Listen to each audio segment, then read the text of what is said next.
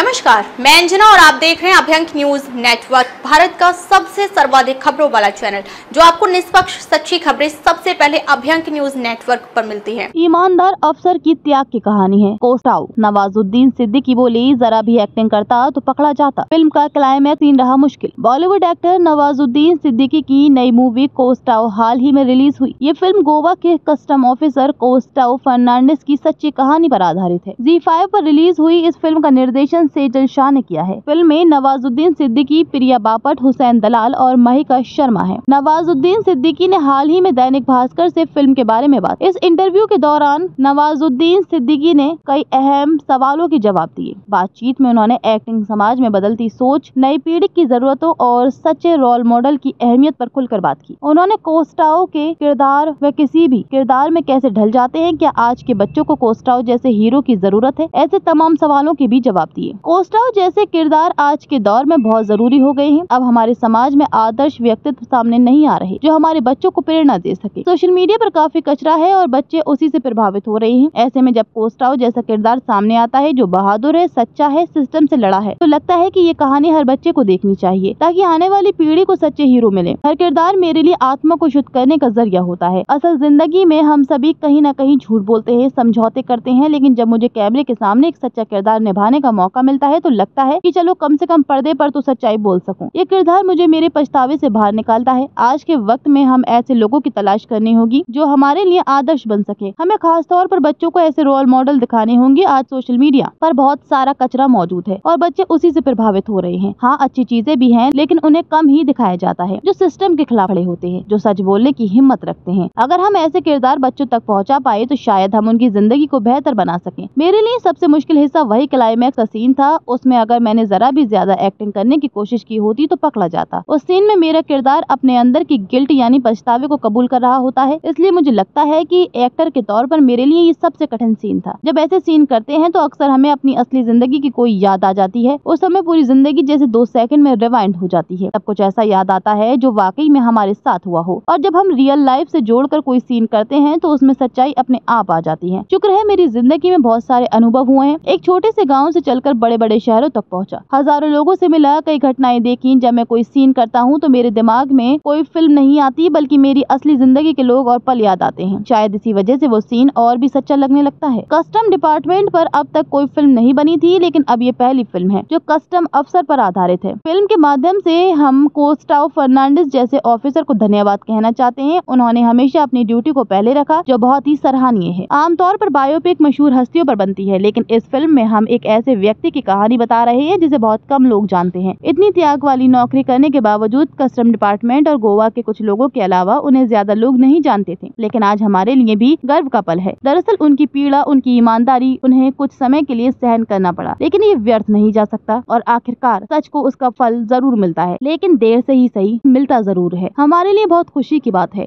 ताजा खबरों के लिए अभ्यंक न्यूज नेटवर्क पेज को फॉलो करें और लाइक करें, सब्सक्राइब करें, बेल आइकन को दबाना ना भूलें। अगर आप हमें फेसबुक, ट्विटर, इंस्टा के माध्यम से देख रहे हैं तो फॉलो, कमेंट करना ना भूलें।